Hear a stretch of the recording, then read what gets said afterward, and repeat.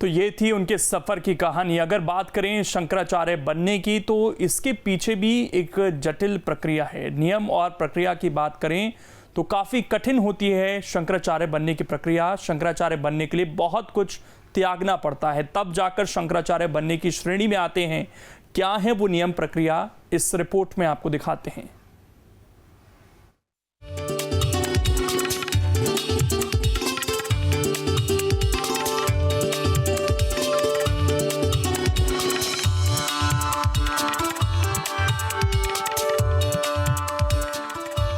प्राचीन काल से सनातन परंपरा और हिंदू धर्म के प्रचार और प्रसार में सबसे बड़ी भूमिका शंकराचार्य की मानी जाती है। यही वजह है कि देश के चारों कोनों में 4 शंकराचार्य मठ हैं। शंकराचार्य बनने वालों को कठिन चयन प्रक्रिया से गुजरना होता है। कठिन प्रक्रिया और प्रकांड विद्वानों के साथ शास्त्रार्थ के बाद ही शंकराचार्य की गद्दी पर कोई धर्माचार्य बैठ सकता है। अगर शंकराचार्य के चयन के नियमों की बात करें तो शंकराचार्य ने 4 पीठ की स्थापना करने के समय ही इसका संविधान भी रच दिया था। शंकराचार्य की तरफ से रचित मठा मनाय में मठों के अनुशासन का सिलसिलेवार उल्लेख है। मठा मनाय के अनुसार शंकराचार्य बनने के लिए सन्यासी होना जरूरी है।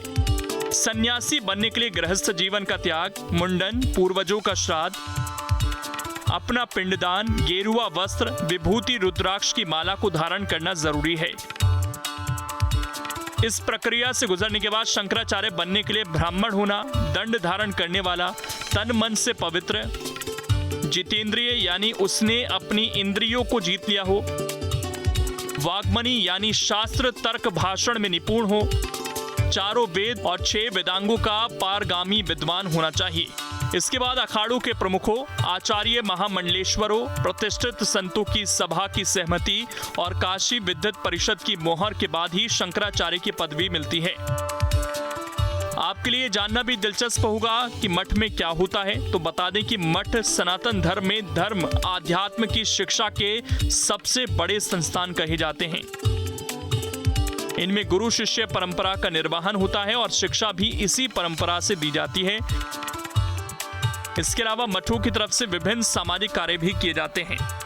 इससे साफ जाहिर है कि शंकराचार्य बनना इतना आसान नहीं, इसके लिए कठिन चयन प्रक्रिया से गुजरना पड़ता है।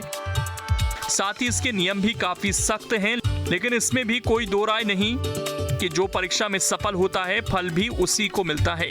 Team news state.